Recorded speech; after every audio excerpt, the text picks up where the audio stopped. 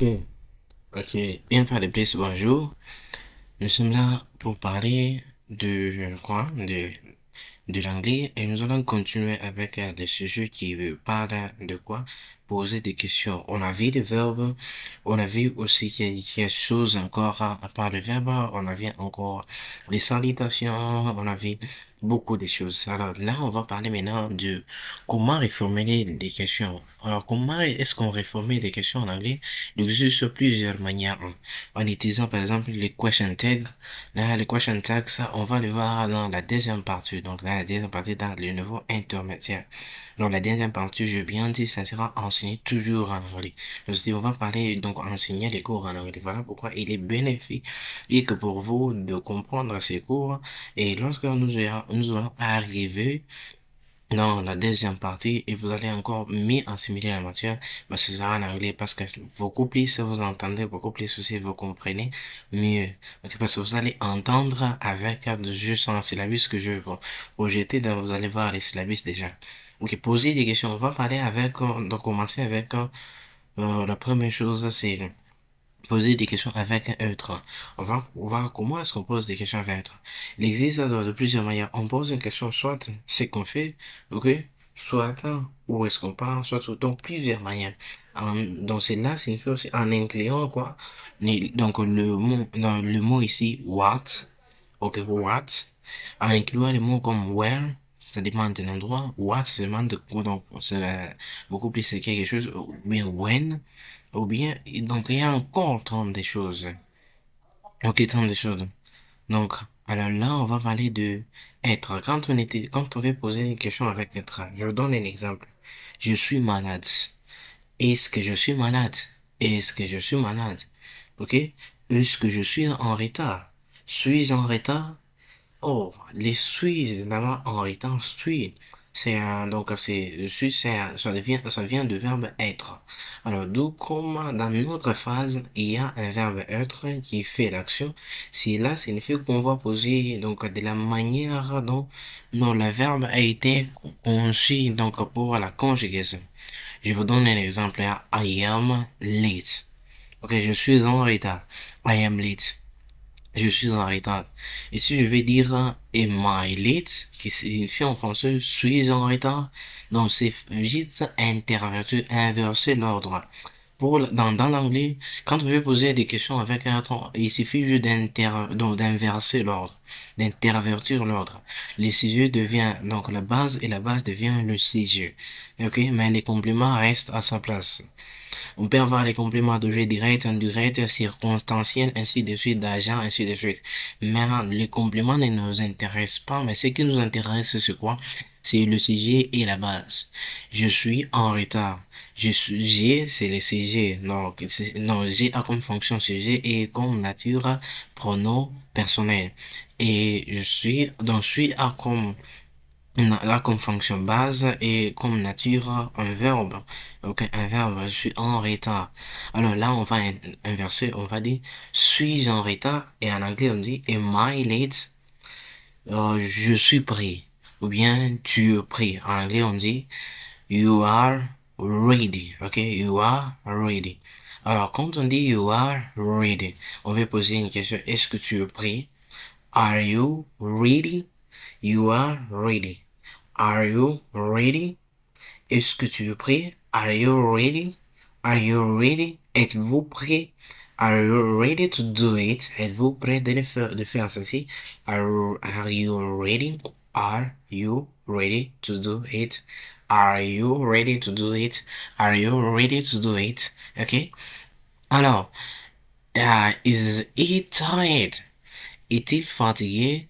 Donc, la forme affirmative, c'est she is tired. Oh, ici, pour conjuguer, donc pour formuler, donc poser une question avec être, on utilise la forme conjuguée. Maintenant, là où ça devient compliqué, c'est quand donc, le sujet est un groupe sujet, ou soit le sujet, donc, est un nom, par exemple. Exemple de nom, the water, donc, de l'eau est froide, par exemple. De l'eau est froide. The water is cold. Okay? The water is cold. The water is cold. De l'eau est froide. The water is cold. The water is cold. Ici, donc, on pose une question d'abord au présent. On va voir aussi comment poser au passé, mais c'est simple. Le passé, c'est pareil, on intervertit seulement l'autre. OK? The water is cold. Alors, quand on veut poser une question, est-ce que de l'eau est froide? En anglais, the water, ça devient un sujet. Donc, c'est un sujet. Et is, un verbe. Et cold, c'est un complément. OK? Alors, on va faire ceci. The water is cold. On intervertit is avec the water. Alors, on va dire, is the water cold? Is the water cold? Let's go. Is the water cold? Is the water hot? Is the water fresh? Est-ce que de l'eau est fraîche? Est-ce que de l'eau est chaude? Is the water hot? Ok, ça c'est trop simple. Mais quand on évolue, on voit maintenant deux noms par exemple. Kasongo et Ilunga sont à la maison. Kasongo et Ilunga sont à la maison. Oh, Kasongo et Ilunga sont à la maison. En anglais, on dit Kasongo and Ilunga are at home. Let's go. Kasongo and Ilunga are at home. Kasongo and Ilunga are at home. Maintenant, lorsqu'on veut poser une question, est-ce que Kasongo et Ilunga sont à la maison? Est-ce que Kasongo et Ilunga sont à la maison? On dira maintenant ceci, are, parce que les verbes, c'est, n'est-ce pas, c'est are, ok? Les verbes, c'est are. Kasongo and Ilunga are at home. Les verbes, c'est are. Alors, on va dire, are Kasongo and Ilunga home? Are Kasongo and Ilunga at home? Are Kasongo and Ilunga at home? Are Kasongo and Ilunga at home? Are Kasongo and Ilunga at home? Kasongo and Ilunga are at home. Are Kasongo and Ilunga at home? Are Kasongo and Ilunga at home? Are Kasongo and Ilunga at home? Are Kasongo and Ilunga at home? Are Kasongo and Ilunga at home? Ça, c'est trop simple encore, ok? C'est trop simple. Are Kasongo and Ilunga at home?